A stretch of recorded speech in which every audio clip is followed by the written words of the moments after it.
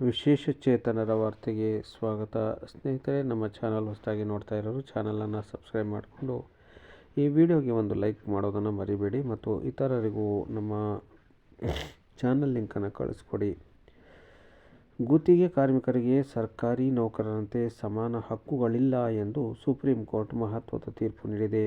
ಏಜೆನ್ಸಿಗಳ ಮೂಲಕ ನೇಮಕಗೊಂಡು ಗುತ್ತಿಗೆ ನೌಕರರು ಸರ್ಕಾರಿ ಇಲಾಖೆಗಳು, ಸಂಸ್ಥೆಗಳ ನಿಯಮಿತ ಉದ್ಯೋಗಿಗಳೊಂದಿಗೆ ಸಮಾನ ಹಕ್ಕುಗಳನ್ನು ಪಡೆಯಲು ಸಾಧ್ಯವಿಲ್ಲ ಎಂದು ಸುಪ್ರೀಂ ಕೋರ್ಟ್ ಅಭಿಪ್ರಾಯಪಟ್ಟಿದೆ.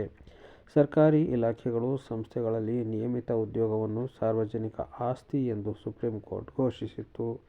ನ್ಯಾಯಮೂರ್ತಿಗಳಾದ ಹಸನುದ್ದೀನ್ ಅಮಾನುಲ್ಲಾ ಮತ್ತು ವಿಫಲ್ ಎಂ ಪಂಚೋಲಿ ಅವರ ಪೀಠವು ತನ್ನ ತೀರ್ಪಿನಲ್ಲಿ ನಿಯಮಿತ ನೇಮಕಾತಿಗಳನ್ನು ಪಾರದರ್ಶಕ ಪ್ರಕ್ರಿಯೆ ಮೂಲಕ ಮಾಡಲಾಗುತ್ತದೆ, ಇದು ಎಲ್ಲ ಅರ್ಹ ಅಭ್ಯರ್ಥಿಗಳಿಗೆ ಸಮಾನ ಅವಕಾಶ ಒದಗಿಸುತ್ತದೆ ಎಂದು ಹೇಳಿದೆ. ಏಜೆನ್ಸಿ ಗುತ್ತಿಗೆದಾರರ ಮೂಲಕ ನೇಮಕ ಮಾಡಿಕೊಳ್ಳುವುದು ಏಜೆನ್ಸಿ ಗುತ್ತಿಗೆದಾರರ ವಿವೇಚನೆಗೆ ಬಿಡಲಾಗಿದೆ. ಇದರಿಂದಾಗಿ ಕಾನೂನಿನಲ್ಲಿ ಈ ಎರಡು ವರ್ಗಗಳನ್ನು ಸಂಪೂರ್ಣವಾಗಿ ಪ್ರತ್ಯೇಕಿಸುತ್ತದೆ ಎಂದು ಪೀಠ ಹೇಳಿದೆ. 1994ರಲ್ಲಿ ಪುರಸಭೆಯ ನಿಗಮಕ್ಕೆ ಮೂರನೇ ವ್ಯಕ್ತಿಯಿಂದ ಅಂದರೆ ಗುತ್ತಿಗೆದಾರನಿಂದ ನೇಮಕಗೊಂಡು ಗುತ್ತಿಗೆ ನೌಕರರಿಗೆ ನಿಯಮಿತ ಉದ್ಯೋಗಿಗಳಂತೆ ಸಂಬಳ ಮತ್ತು ಭತ್ಯೆ ಪ್ರಯೋಜನಗಳನ್ನು ನೀಡಬೇಕೆಂದು ಆದೇಶಿಸಿದ್ದ ಆಂಧ್ರಪ್ರದೇಶ ಹೈಕೋರ್ಟ್ 2018ರ ತೀರ್ಪನ್ನು ಸುಪ್ರೀಂ ಕೋರ್ಟ್ ರದ್ದುಗೊಳಿಸಿದೆ. ನಿಯಮಿತ ಮತ್ತು ಗುತ್ತಿಗೆ ನೌಕರರ ನಡುವೆ ಯಾವುದೇ ವ್ಯತ್ಯಾಸವಿಲ್ಲದಿದ್ದರೆ ವಿಭಿನ್ನ ನೇಮಕಾತಿ ವಿಧಾನಗಳ ಮೂಲಕ ಅಂದರೆ ಶಾಶ್ವತ, ಗುತ್ತಿಗೆ ಮತ್ತು ತಾತ್ಕಾಲಿಕ ಮೂಲಭೂತ ಆಧಾರವು ಅದರ ಪಾವಿತ್ರ್ಯತೆಯನ್ನು ಕಳೆದುಕೊಳ್ಳುತ್ತದೆ ಎಂದು ಸುಪ್ರೀಂ ಕೋರ್ಟ್ ಅಭಿಪ್ರಾಯಪಟ್ಟಿದೆ.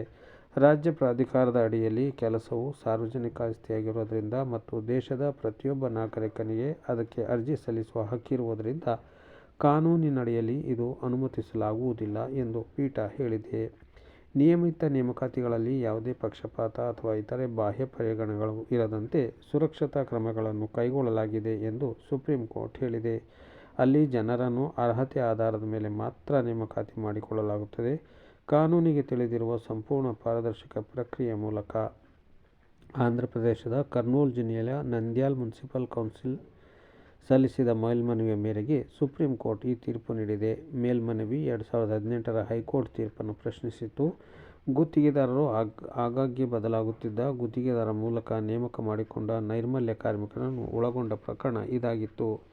ಈ ವಿಡಿಯೋ ಕುರಿತು ನಿಮ್ಮ ಅನಿಸಿಕೆ ಅಭಿಪ್ರಾಯವನ್ನು ತಪ್ಪದೇ ಕಾಮೆಂಟ್ ಬಾಕ್ಸಲ್ಲಿ ಹಾಕಿ ಹಾಗೂ ಹೈಪ್ ಬಟನ್ ಅನ್ನು ತಪ್ಪದೇ ಪ್ರೆಸ್ ಮಾಡಿ ನಮಗೆ ಪ್ರೋತ್ಸಾಹ ನೀಡಿ.